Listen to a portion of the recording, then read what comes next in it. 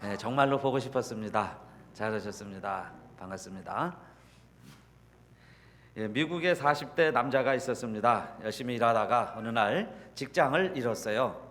예, 이제 나갈 데가 없습니다. 그런데 우리가 보통 직장이라는 게 그렇죠. 다닐 때는 별로 감사할 줄 모르는데 한번 잃고 나면, 쫓겨나면, 그죠? 그 직장을 떠나게 되면 또 그만한 직장 들어가기도 쉽지 않습니다. 한동안은 막 상승곡선을 타는 것 같지만은 어느 때죠? 그게 어느 때인지는 모르겠어요. 40대가 되는지 30대가 되려는지 50대가 되려는지, 그러나 어느 순간부터는 사실 또 내리막길이 있습니다. 근데 이분도 40대에 직장을 잃고 나서 이제 안 해본 것 없이 다 해보는 거예요.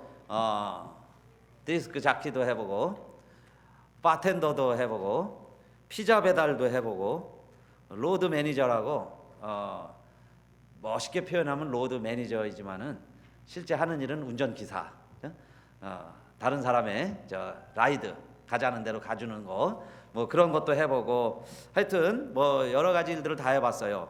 그런데 결국은 생활비를 감당하지 못하니까 제일 먼저 잃게 되는 게 집이었습니다. 미국의 집이라는 게 은행 뭐 다 융자죠. 몇 달 못 갚으면 여지없이 뺏기게 됩니다. 근데 집을 뺏기고 나니까 그 다음에는 차도 뺏기게 됐어요. 차도 가져가고, 그 다음에는 편히 잠도 못 잡니다. 매번 전화가 오는데 컬렉션 에이전시에서 전화 오는 거예요. 밀린 거 갚으라고. 빚독촉에 밤낮으로 이제 시달리게 되는데, 견디다가 아내가 가출을 했습니다. 못 살겠는 거예요. 못 견디겠는 거예요.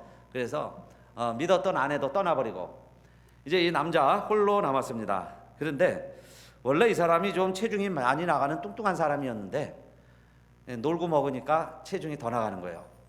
그래서 일 안 하고 그냥 먹기만 해보세요. 근데 보통 사람 같으면 또 고민도 많겠지만은 또 마음 편한 사람들은요, 이번 기회가 그냥 먹고 놀 땐가 보다 생각하고 그냥 실컷 먹으면 돼요. 그냥 열심히 잡수시고 그럼 체중만 막 늘어납니다. 그런데 이분 체중이 얼마가 나가느냐? 570파운드가 나가는 거예요. 570파운드. 그게 어느 정도가 될까? 저희 작은 애가 200파운드가 넘을 때요, 얘가 200파운드 넘는데도 이렇게 헤비입니다. 그런데 570파운드면 얼마나 되겠어요? 물론 이제 키도 좀 크겠지만은 그래서 200만 넘어도요 200파운드 클럽이 있어요. 그게 아무나 못 들어갑니다. 200파운드는 넘어야 돼요. 그런데 이게 뭐 575 그 정도 되니까 완전 거구죠. 그래서 이렇게 또 살찌면 또 게을러져요. 일하는 게 또 게을러지고 귀찮아지고, 그러니까 악순환이죠. 더 게을러지니까 살 더 찌고 더 먹게 되고. 그러다가 어느 날 인생의 회의가 왔습니다. 내가 이거 이렇게 해서 어떻게 살아야 되나. 그래서 두 가지 생각을 해요. 하나는 인디애나주에 있는 부모님이 아직 살아계신데 부모님의 집에 들어가서 그냥 함께 얹혀 살까. 그러면 뭐 부모는 쫓아내질 않겠지. 한편은 그 생각을 하고, 또 하나는 그것도 40이 넘어서 이거 어떻게 들어가겠어요. 홀로 돼서 다 잃고. 그래, 두 번째는 그냥 깨끗이 끝낼까. 그런 생각도 하다가 이분이 이제 뭐 디스크 잡기도 하고 뭐 음악을 좀 좋아하니까 그 팝송 가운데 이런 가사, 이런 것이 생각이 났어요. 갑자기 자기를 떠난 애인을 위해서 내가 500마일을 걸어가면은 내 사랑하는 사람의 마음을 돌이킬 수 있을까, 뭐 그런 팝송의 내용이 생각이 나서 내 곁에서 다 떠났지만은 나도 한 500마일을 걸으면은 아내가 돌아오지 않을까, 그런 생각을 하면서 자기 생각을 해보니까 이 체구를 가지고 500마일이 아니라 5마일도 못 걷겠어요. 이거 어떻게 500마일을 걷는가. 그래서 생각한 게 자전거를 타보자. 아마 자전거를 타면은 내가 한 500마일은 뭐 계속 가다 보면 그 정도 탈 수 있지 않을까. 그런 생각을 해서 이제 자전거를 구입을 해야 되는데 돈이 없잖아요. 그래서 친구 중에 자전거 있는 친구를 찾아가서 이야기를 했습니다. 그리고는 17불을 주고 그 자전거를 샀어요. 그래가지고 동서양을 횡단해보자. 이 미국 대륙을 횡단해보자. 이 사람이 동부에 사는데 내가 저 서부까지 이 자전거를 타고 가면은 뭐 할 일이 없으니까 그런 생각까지 한 거예요. 뭔가 좀 돌아올 사람도 돌아오고 내 삶도 좀 안정이 되지 않겠느냐. 아버지 집에 들어가기 전에 그 일이라도 해보고 가자. 그리고는 17불을 주고 산 자전거를 타고 출발은 했는데 조금 가다가 자전거가 찌그러져 가지고 자전거가 앞으로 나가질 않는 거예요. 자전거가 너무너무 무게를 감당을 못 해가지고 그 태가 그냥 휘어진 겁니다. 그래서 요 사진이 텐트까지 가지고 가가지고 가는 곳마다 이제 짐 싣고 텐트 싣고 신문 기사에서 저는 봤는데 먹을 건 또 300g을 실어놨어요. 먹을 거 탁 싣고 텐트 치고 가다가 자전거가 찌그러져서 지금 쭈그리고 앉아 있는 겁니다. 그런데 이거를 그래도 그 주변에 자전거 파는 데서 그 소식을 듣고 자전거를 기증을 해줘요. 당신 무게를 버틸 수 있는 자전거 내가 기증을 할 테니 당신이 한번 꿈을 이뤄보시오. 그래서 그 자전거를 타고 출발을 합니다.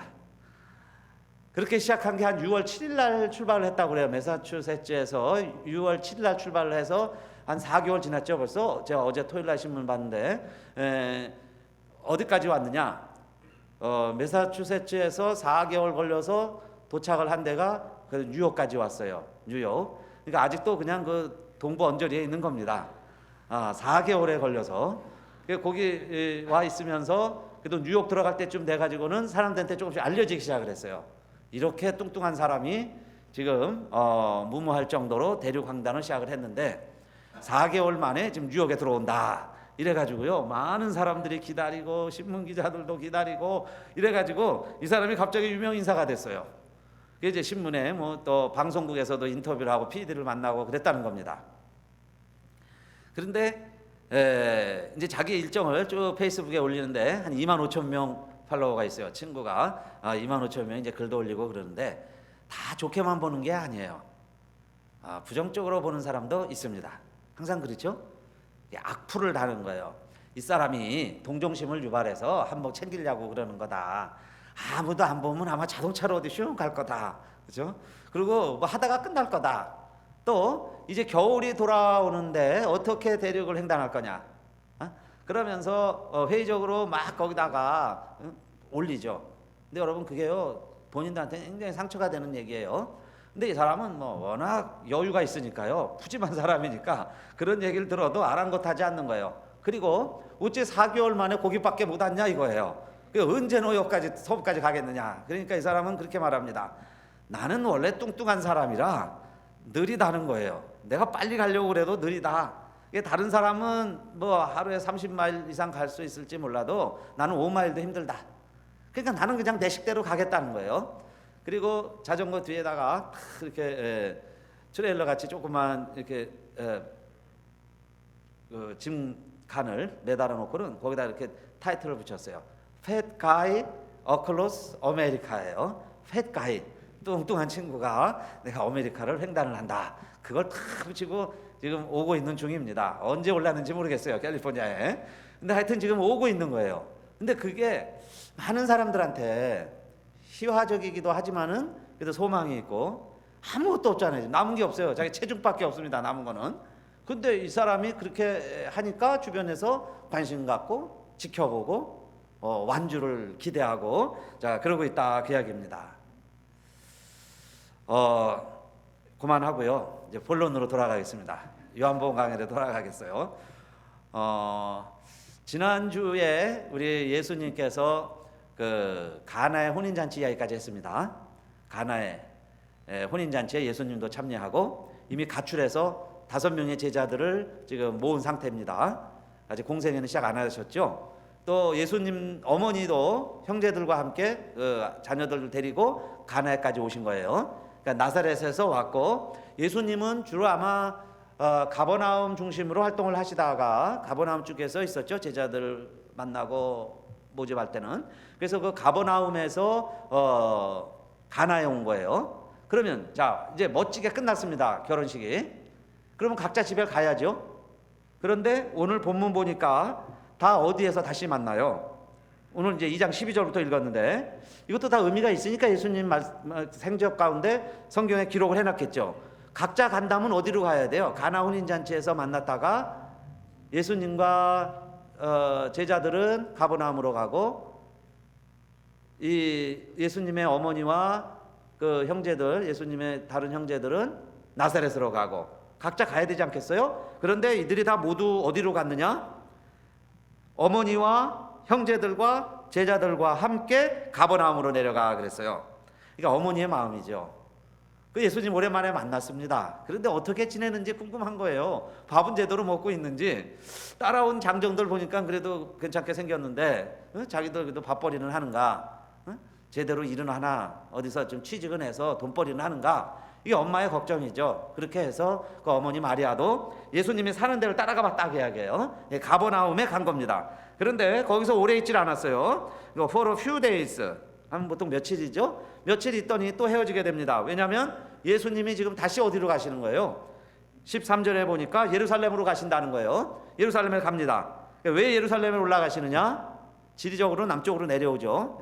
그런데 왜 예루살렘으로 가시느냐? 유월절이 왔기 때문에 그 이야기예요. 성경 13절에 기록하기는. 유월절은 이스라엘의 3대 절기인데 모든 20세 이상 남자들은 다 예루살렘에 가야 합니다. 가서 성전에 가서 제물을 드리고 예배를 참여하고 그리고 세금이 있어요.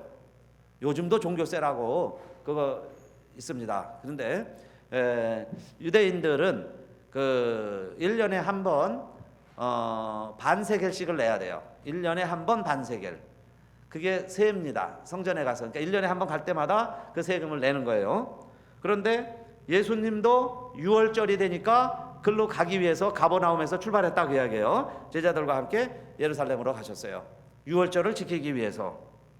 왜 예수님께서 하나님의 아들이시고 공생애를 시작하셨죠? 멋지게 물로 포도주도 만들고 그런 하나님이신데 왜 그 하나님이 그런 사역을 하시면서 멋지게 갈릴리 가버나움 중심에서 대중의 인기를 얻고 그냥 그렇게 사셔야 되는데 왜 굳이 발걸음을 예루살렘으로 향하시고 그것도 기존의 제도죠. 성전 안에 들어오시는 거예요. 성전 안에 들어오시고 유대인들이 지켜가는 그런 율법이죠. 유월절을 지키고 제물을 드리고 또 세금을 바치고 이런 것을 왜 예수님이 하셨냐 이야기예요.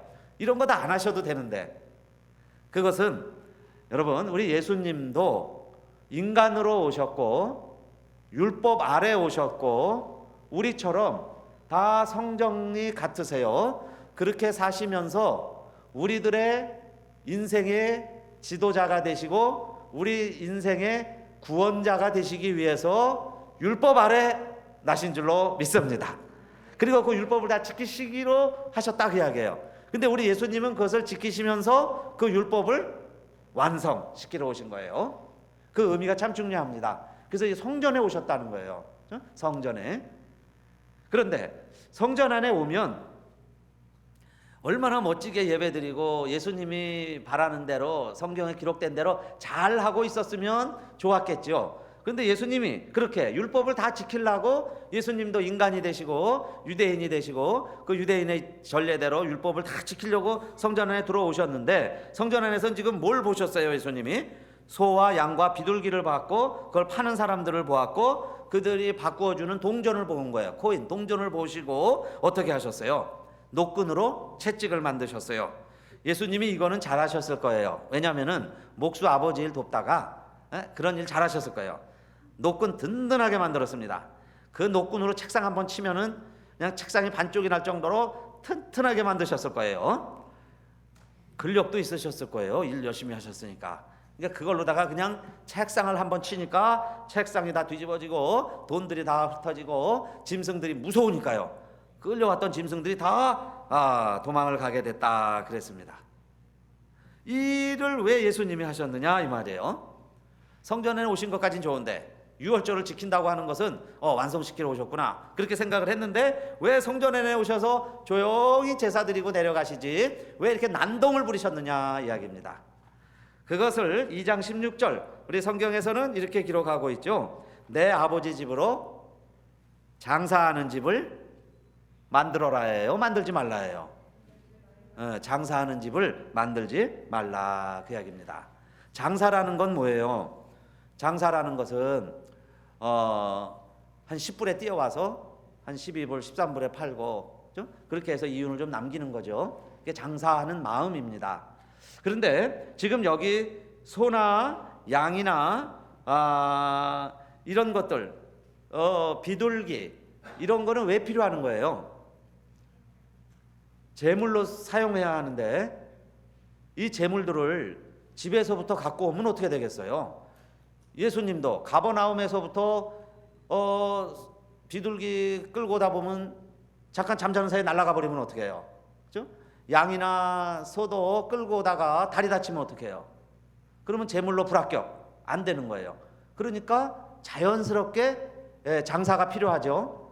그러면 가까이 있는 사람들이 잘 키웠다가 거기서 이것을 준비하고 있으면 멀리서 오는 사람들은 그냥 돈만 가지고 오면 돼요. 돈 가지고 오는 건 운반이 쉽죠. 그렇게 해서 그 사람에게 돈을 주고 그 재물을 사서 제사 드리면 되는데, 그 이야기입니다. 그러니까 당연히 장사가 필요한데 왜 예수님은 여기서 이렇게 또 화를 내셨느냐. 그 다음에 동전은 또 왜 필요했을까요? 동전. 큰 돈을 바꿔갖고 잔돈을 헌금해라고 동전이 필요한 게 아니에요. 동전은 왜 필요했느냐. 그 시대에 유대인들도 공용으로 쓰는 돈 화폐는, 동전은 드라크마였습니다. 드라크마는 로마 화폐 단위예요. 로마. 왜냐? 로마가 통치할 때니까. 로마의 화폐가 드라크마. 그러니까 평소에는 드라크마 갖고 주고 사고 하는 거예요. 팔고 사고 합니다. 그런데 성전에서는 드라크마를 못 바치게 했어요. 왜냐하면 여기도 그림에도 있죠. 드라크마에는 누가 새겨져 있어요? 로마 황제 가이사의 얼굴이 새겨져 있기 때문에 가이사의 것은 가이사에게 하는 말씀처럼 하나님의 전에 이 돈으로 못 바치게 했습니다. 그러면 이스라엘 사람들이 쓰는 전이 있어요. 동전이 있습니다. 그게 뭐냐? 세겔이라는 거예요. 세겔. 그러면 똑같은 화폐에 가치가 있는데 그렇게 바꿔주는 거예요. 그래서 그걸로다가 헌금을 하면 됩니다. 아니 그렇게 유용한 게 필요하죠. 여러분 우리도 외국 갔다 오려면 돈 바꿔서 가야죠. 달러를 바꿔서 그 나라 돈 쓰다가 또 오면 여기서 별로 필요하지 않으니까 대부분 그냥 공항에서 또 바꿉니다. 자, 그런 환전소가 얼마나 필요해요. 그 당시엔 근데 은행도 없고 그러니까 성전 입구에 앉아서 그 동전 준비했다가 바꿔주는 게 얼마나 필요한 일이냐 그 말씀이에요. 그런데 왜 예수님은 이유도 모르고 영문도 없이 채찍을 튼튼하게 만들어가지고 이걸 와 다 깽판을 놓냐 이겁니다. 와 다 왜 다 회방을 하셨어요? 그 이유가 장사하는 집을 만들지 말라. 그것은 교회 안에서는 무슨 일을 하든지 다 필요합니다. 필요해서 하지 필요 없는 일 뭐하러 해요? 다 필요해서 하는데 그 동기와 목적이 내 이익과 이윤을 위해서 하지 말고 하나님의 영광과 하나님의 필요를 위해서 하라, 그런 선언인 줄로 믿습니다. 내 이익을 위해서 하는 게 있어요. 내 이익. 그런데 교회 일은 내가 손해될 때가 더 많아요. 시간, 물질. 다른 데 못하고 내 시간을 투자해서 해야죠. 내 물질을 들여서 합니다. 그럴 때 좀 손해본다고, 하기 싫다고 안 할 수 있어요. 그러나 나한테 뭐 조금 이익이 되면은 막 열심히 합니다. 힘들어 죽어도 해요. 그런데 그 동기가 뭐냐 이 말이에요. 내 이익을 위해서 하지 말고, 그 말입니다. 장사 속셈으로 하지 말고. 장사가 필요합니다. 그러나 장사 속셈으로 하지 말고 정말 하나님이 기뻐하시는 뜻으로 해라. 근데 가만히 보니까 그런 마음으로 하는 게 아니에요. 탈무드에 보면 그래서 인정을 해놨습니다. 그럼 얼마를 바꿔줘야 될까요? 10분의 1은 남겨도 된다. 아예 구체적으로 설명을 해놨어요. 그래서 그 당시 비둘기 한 마리가 한 2세겔이면은 그거에 10분의 1 정도만 더 받고 팔라는 거예요. 동전도 바꾸는데 1대1로 맞바꿔주면 뭐가 남아요? 바꿔주는 사람 헛고생하는 거죠. 그래서 10분의 1은 받아도 된다. 그렇게 돼 있어요. 그래서 그 정도는 챙기고 덜 주는 거예요. 그래도 아무 문제가 없는데 예수님 때 가면은 그게 10분의 1이 아니라 어느 정도 됐을 것 같아요? 기록에 보면은요, 한 10배까지 남겼다는 거예요. 10배. 그런데 시장 원리가 그거죠. 수요가 많고 공급이 딸리면은 가격이 올라가는 거예요. 그러니까 지금 멀리서 왔는데, 가버나움이나 저 밑에 브엘세바에서 올라왔는데 지금 재물이 없으면 헛고생이에요. 다시 돌아가는데, 다시 돌아가서 걸리는 비용보다는 좀 10배를 주고라도 저쪽 사람이 10배를 달라고 그러면 줘야 되는 거예요. 어쩔 수 없이 그냥 주고 사서 하는데, 또 그게 처음엔 터무니없이 여겨지다가 지금쯤 와서는 그냥 당연히 여기면서 그렇게 해왔다 그 이야기예요. 당연히 여기면서. 왜? 나는 급하고. 그렇죠? 또 명분은 좋지요. 하나님 앞에 예배 드리려고 하는 거니까. 그래서 우리가 해야 되는 것보다 사실은 10분의 1을 하는 게 아니고 10배까지 했다는 거는 어마어마한, 그거는 폭리죠. 주님이 원하시는 그런 모습이 아니었어요. 그렇게 하는 것을 주님은 우리 마음을 다 보시니까 그래서 채찍으로 이것을 다 내쫓았다 그 이야기예요. 그런데 조금 더 진행되면요, 우리 요한복음은 2장에서 예수님이 성전에 들어가서 숙청하셨다는 얘기가 나오는데, 마태, 마가, 누가복음에 보면은 예수님이 성전에 언제 올라가시느냐, 그냥 공생애 막 시작하시다가 예수님께서 나귀 타고 예루살렘에 입성하시는 해 있죠. 나귀 타고 그랬다가 제일 처음에 또 찾아간 곳이 어디예요? 성전으로 가시죠. 마태복음 21장에 보면은, 누가복음, 요한복음엔 다 공이 언제 성전에 들어가시는 것으로 되어 있느냐? 3년 후에요. 3년 후에. 예수님 3년 공생하시고 돌아가시잖아요. 돌아가시는 해에, 그해 6월절에 성전에 들어가셔서 이렇게 똑같이 성전 수청했다 하는 말씀이 나옵니다. 그래서 이걸 우리가 어떻게 이해하느냐? 우리 성경 공부하면서 우리 셰퍼드 라이프에서도 다 다루고 그럽니다. 이것을 두 가지로 볼 수 있어요. 한 가지 사건을 다른 복음서 저자들이 다른 관점에서 기록을 했다, 그렇게 볼 수도 있고, 연대기적으로 예수님이 2번 성전 숙청을 하셨다, 그렇게 볼 수도 있어요. 어느 게 맞느냐 하나만 선택하기는 참 곤란해요. 둘 다 합리적인 이유가 있으니까. 자, 그래서 연대기적으로 2번 볼 수도 있고, 저자들이 요한복음의 저자와 요한과 마태, 마가, 누가가 관점이 다르다, 그렇게 볼 수도 있는데, 그러나 분명한 건 하나 있습니다. 그건 뭐냐면, 마태, 마가, 누가에 보니까 예수님이 이 당시에는 두 번째 돌아가시기 직전에는 3년이 지난 다음에는 뭐라고 말씀하셨냐면은, 내 집은 만민의 기도하는 집인데, 21장 13절에 보니까 너희는 무엇을 만들었도다 그래요. 네? 강도의 구려를 만들었도다. 어떻게 됐나요? 좀 요한복음 2장에서는 장사하는 집이었는데, 마태복음 21장에 가서는 시간이 더 3년이 지난 다음에는 하나님의 전이 뭘로 바뀌었어요? 강도의 구렬로 바뀌었어요. 장사와 강도는 다르죠. 장사는 그래도 상대방에 필요한 것을 내가 갖고 있으니까 내가 구해다가 내가 좀 이익을 남기면서 파는 거는 그래도 장사예요. 그런데 강도는 강도입니다. 그냥 상대방 의사와 상관없이 마음대로 뺏고 마음대로 탈취하는 게 강도예요. 이제 좀 3년 지나서 예수님이 하신 표현을 보니까 교회가요 점점 나아져야 되는데 더 악해진다는 걸 알 수 있어요. 강도의 짓까지 하는 겁니다. 강도의 구려를 만들었도다, 이렇게 말씀하셨으니까. 그렇죠. 그래서 예수님이 하신 게 뭐예요? 채찍으로 다 쫓아내셨다 하는 이야기는 왜 그렇게 하신 걸까요? 교회가 교회다워야 되니까. 교회가 이러면 안 되니까. 그래서 예수님은 내버려둘 수도 있어요. 눈 감아버리셔도 되지만은 이 땅에 하나님 나라를 이루러 오셨고, 그것도 특히 예수님의 목적은 이거였습니다. 아까 율법을 폐하러 오셨다고 그랬어요? 완성하러 오셨다고 그랬어요? 완성하러 오신 분이세요.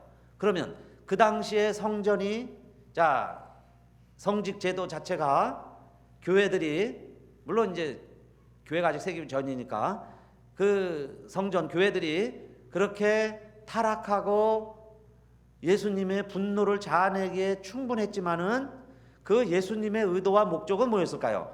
교회를 폐하러 오신 게 아니고, 성전을 폐하러 오신 게 아니고 완성시키러 오신 줄로 믿습니다. 완성. 완성이라는 건 뭐예요? 잘못된 걸 고쳐야죠. 수리해야 되고. 그래서 채찍을 들어서 막 내쫓는 모습이 너무너무 때로는 그립고 우리에게도 필요하고, 누군가가 나를 정말로 사랑해서 회초리로 우리 종아리를 때린다면은 내가 눈물을 뚝뚝 흘리면서 그 아픔을 견뎌내면서 나를 고쳐보고 싶은, 정말 그런 스승을 필요로 하고 그런 스승이 이제는 찾아보기 힘든 이런 세상이 돼버렸잖아요. 학교에서도 선생님들이 애들 안 때립니다. 요즘은 엄마들이 하도 극성 맞아가지고 우리 애를 때렸다가는요 막 교육청이고 어디고 스쿨 디스트리고 막 고발하고 고소하니까 뭐하러 그런 내가 불이익을 당합니까? 그래서요 선생님들이 웬만하면 애들 잠자도요 내버려둬요. 혼자서요 도시락 까먹고 있어도 내버려둬. 밥 먹는데 뭐 지가 먹고 싶어서 먹는데. 그거 옛날 선생님 같으면요 가만히 놔뒀습니까? 그렇게 힘들게 했는데. 근데 요즘은 그런 선생님이 필요한 세대가 돼버렸어요. 오늘 이 말씀을 읽다가도 우리 예수님이 성전에 오셔서 채찍을 들어서 막 쫓아내 주시는 모습, 그렇죠? 왜 그러실까요? 교회를 폐하러 오신 분이 아니고 세우러 오신 분이니까, 완성시키러 오신 분이니까. 이 땅에 하나님의 나라는 분명히 교회를 통해서 하나님이 이루실 거예요. 그 뜻이 분명한데 교회가 그 사명 감당 못하고 있으니까 교회 사명 감당하라고 채찍으로 종아리 치듯이 교회를 지금 채찍질 하시는 거죠. 그런데 유대인들이 볼 때는 아직 예수님이 누군지를 모르니까 그 권위를 인정을 안 하니까 넌 누군데 왜 회초리를 들고 때리냐 이 말이에요. 자기 자식이면 아버지니까 때리구나 그럴 텐데 남이 와서 그러면은 넌 누군데 우리 애를 때리느냐 이렇게 말할 수 있겠죠. 이것처럼 예수님에 대해서 똑같이 이야기합니다. 당신이 누군데 무슨 권위로 성전에서 이런 일을 행하느냐 그 이야기예요. 그래서 만약에 선지자라면 엘리야나 엘리사 때 보니까 많은 표적을 일으키던데 당신도 우리에게 그러면 표적을 보여달라. 뭘 좀 해를 뒤로 가게 한다든지, 뭐 이슬 위에만 깃털 위에만 이슬이 내리게 한다든지, 막 이런 선지자들이 하는 이적들 있죠. 물을 한번 갈라본다든지, 뭐 이런 거 한번 해봐라 그 이야기예요. 너도 하나님의 아들이라면 자 그 표징을 우리에게 보여다오. 그랬더니 예수님께서 덜썩하신 말씀이 뭐예요? 이 성전을 헐라 내가 3일 만에 다시 세우리라 그 말씀을 하셨어요. 그러니까 표적을 보여달라는데 이 성전을 헐라는 거예요. 그러니까 사람들이 볼 때 이거 46년 됐는데 46년간 우리가 쓰고 짓고 써왔는데 아니 헐어버리면 너는 3일 만에 짓느냐? 우리 교회가 올해 몇 년 되신지 아시죠? 46주년. 그런데 이거 헐어버리면 어떻게 3일 만에 어디서 뭘 짓습니까? 근데 헐어버리라는 거예요. 그러나 예수님은 사실 그때 보이는 건물을 이야기하신 게 아니고 무엇을 얘기하셨다 그랬어요? 자신의 육체를 빗대서 얘기하신 거였어요. 그러면 이 몸도 죽으면 다시 3일 만에 살아난다는 것을 이야기하시려고 하다 보니까 성전이라는 말과 헐라는 말을 하셨어요. 그런데 내가 다시 세우리라 그랬습니다. 그러니까 헐라는 거예요. 헐면 세워진다. 그래서 주님에게 본다면은 주님은 십자가에서 죽으셨죠. 십자가에서 돌아가셨다는 게 뭐예요? 허신 거예요. 허셨어요. 자기 자신을 허신 거예요. 디스토리 파괴한 거예요. 없애버리신 거예요. 자기 몸을. 그러나 다시 살아나셨죠. He raised me. 이 레이징이라는 말 참 좋은 의미죠. 레이징. 다시 일으키시는 거예요. 다시 살리시는 거. 그런데 여기서 예수님이 한 표현도 영어로 그렇게 썼어요. And I will raise it again in 3 days. 3일 만에 I will raise it 그랬어요. 내가 그를 다시 일으키리라, 다시 세우리라, raise it 그랬습니다. 그런데 정말 주님은 3일 만에 부활하셨잖아요. 다시 살아나셨어요. 하나님이 그를 다시 살리셨다 이겁니다. 그러니까 정말 예수님은 33년 동안 지낸 몸을 디스트로이 해도 헐어도 다시 3일 만에 레이즈드 살아나신 거예요. 다시 살아나셨어요. 그러면 주님이 오신 목적은 자 성전을 폐허 없애기 위해서 오신 게 아니고 완성시키러 오셨는데 그 성전은 보이는 건물이 아니고 예수님이 말씀하실 때 자신의 육체였다면 저와 우리들도 자 우리가 지금 교회당 안에 와 있지만은 주님이 원하시는 교회는 주님이 다시 세우려고 하는 것은 누구라는 것을 알 수 있겠어요. 주님이 다시 세우려고 했던 것은 건물이 아니고 예수님의 육체였다. 그러면 오늘날 우리들에게도 예수님이 다시 오시면 그 성전에 찾아오신 것처럼 예수님이 찾아오실 곳이 있어요. 어디에 오실까요? 우리의 마음인 줄로 믿습니다. 내 안에 찾아오시는 거예요. 나를 성전 삼으시는 거예요. 그리고 그 성전을 폐허하고 오시는 게 아니에요. 나를 멸하려고 오시는 게 아니에요. 나를 다시 raised me, 나를 세워주시려고, 나를 살리시려고 내 안에 들어오신다 그 말이에요. 그런데 거룩한 그분이 내 안에 들어오시니까 내 안에는 아직 해결하지 못한 문제들이 많이 있고 더러운 것이 많이 있어요. 예수님이 보실 때 쫓아내야 될 것이 많이 있어요. 그래서 예수님이 막 채찍으로 쫓아내시는 게 뭐예요? 내 인생에 경험하는 고난들입니다. 힘든 일들. 그런데 어떨 때는 우리가 고난이 싫었지만은 다시 생각해 보니까 우리 아이들을 선생님이 그냥 방치하고 내버려둬서 잘못되고 타락하고 방탕하는 것보다는 그 많은 선생님들이 있었는데 어느 선생님 하나가 정말 애정을 가지고 그 아이 회초리질을 해서라도 이 아이를 좀 새로 세워줬으면, 그런 스승과 선생님이 그립고 필요하고 기억되었던 것처럼 지금 예수님은 우리를 버리시지 않으시기 때문에 채찍질을 하고 매질을 해서라도 내 심령을 하나님 나라 이루기에 부족함 없도록 세워가시는 분이 하나님이시다, 우리 주님이시다, 그 말씀이에요. 그러니까 고마운 거죠. 감사한 거고. 하나님 나도 한번 채찍질 해주세요. 그런데 남의 자식 안 하는 것처럼 우리 주님은 다른 데 들어오시지 않고 성전에 오셨다는 거예요. 성전. 마음의 갈등, 괜한 번민, 자책감, 이런 것들은 왜 오겠어요? 성령님이 내 안에 오시니까.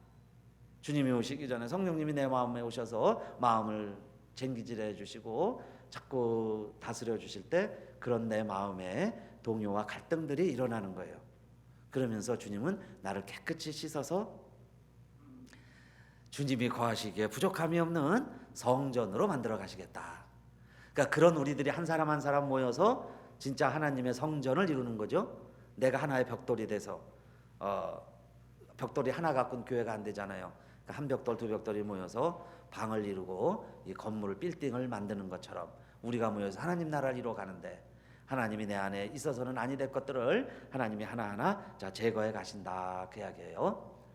그런데 여러분, 마지막 절에 또 무슨 말씀이 기록되어 있냐면, 예수님이 그래서 그렇게 많은 예루살렘에서도 표적을 행하니까 많은 사람들이 믿었는데, 그러나 예수님은 그렇게 사람들이 표적을 보고 믿어서 그는 하나님이다, 그는 메시아다 라고 인정하는 그런 인기, 몇 사람이 나를 인정을 했는가, 퍼센티지, 그것을 모아서 결론적으로 예수는 하나님이시다, 이렇게 사람들의 증거와 사람들의 표징에 의지하지 아니하시고 사람은 오직 사람임을 기억하셨더라, 그런 말씀들이 셋째 부분에 나오죠. 그래서 왜 이런 부분이 필요할까 하다가 예수님은 사람들의 평가에 그렇게 연연해하지 아니하시고 그의 사역을 묵묵히 견실히 끝까지 감당해 나가시더라, 그 이야기입니다.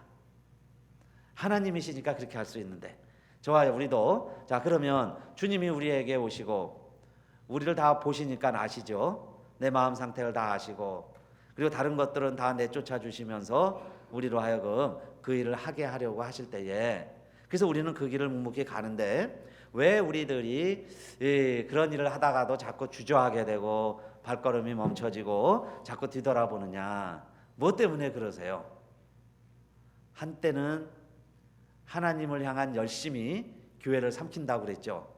그 열심이요, 교회를 들었다 놨다 할 정도로 그렇게 막 열심히 일하다가 어느 날 왜 바람 빠진 풍선 마냥 풀이 푹 죽어가지고 그냥 땅바닥에 주저앉듯이 그렇게 또 의기소침해 있느냐, 그 이야기예요. 그 일들은 사람과의 관계, 인간관계 때문에 그렇죠. 사람이 어떻게 이야기하고 누구 말 한마디 때문에 그러는 거예요. 그것 때문에 또 힘들어요, 주의 일을 하려고 할 때. 그런데 예수님은 그렇게 사람의 평가와 증거에 의지하지 아니하시고 사람은 사람임을 인정하시고 주님은 주님대로 길을 가셨다. 아까 그 에릭이라는 뚱뚱한 40대 남자 이야기입니다. 이분도요 그렇게 해서 지금 4개월 동안 오고 있는데 많은 사람들이 막 악플도 달고 그래요. 그래도 나는 원래 늦은 사람이니까, 나는 원래 느리니까 그러면서 온다는 거예요. 그리고 자기 자신을 뚱뚱하다는 것을 아주 드러내놓고 막 이야기를 해요. 근데 이분이 뭘 경험을 했냐면 사람들이 너무너무 나를 뚱뚱하다고 이야기하는 것에 대해서 내가 비위가 상할까봐 너무 굉장히 조심을 하더라. 그 이야기예요. 뚱뚱한 사람한테 뚱뚱하다고 그러면은 굉장히 기분 나빠하죠. 그죠? 사실대로 얘기하니까, 뚱뚱한데 뚱뚱하다고 얘기하니까.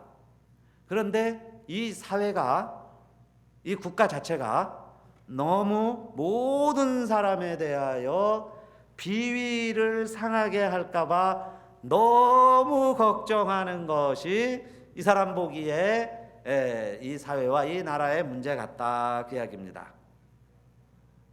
동성애도 마찬가지죠. 그들의 비위 상하게 할까봐 그냥 괜찮다고 해주고, 그러고 그냥 둘이 행복하면 그냥 그대로 살아가라 그러면서요, 너무 비위를 맞추다 보니까 잘못됐다고 채찍을 들고 예수님처럼 쫓아내면서라도 돌아올 수 있는 기회를 주어야 되는데, 이 사회가 오히려 그들의 비위나 맞추느냐고, 비위를 맞추느냐고 인정해 주다 보니까 법까지 바꿔가지고 인정해 주게 됐다, 그 이야기예요. 그러니 그것을 어느 때까지 인정해 주겠냐 이거죠. 뚱뚱하면 뚱뚱하다고 얘기를 해주고, 그 다음엔 자기가 결정을 해야죠. 이것이 해피하고 행복하면 살아가고, 아니면 뺄 수 있으면 뺄 수 있는 길을 찾아보고, 노력할 수 있으면 노력해보고, 그 다음에 평가를 받아들이도록 해줘야 되는데, 너무 비위 맞추는 일에 사회 전체가 다 걱정하는 것, 잘못된 것 아니냐, 그 이야기예요. 그래서 여러분, 누가 우리를 책망해 주시거든 이 시대의 복이 드문 스승인 줄 아시고, 주님의 마음을 품은 자인 줄 아시고, 정말 우리가 그 주님의 충고처럼 채찍으로 받아들일 수 있게 되시기를 바라겠습니다. 그리고요, 그것이 나를 위한 진정한 충고라면은 나를 세워주는 거예요. 일단 나를 디스토리하죠.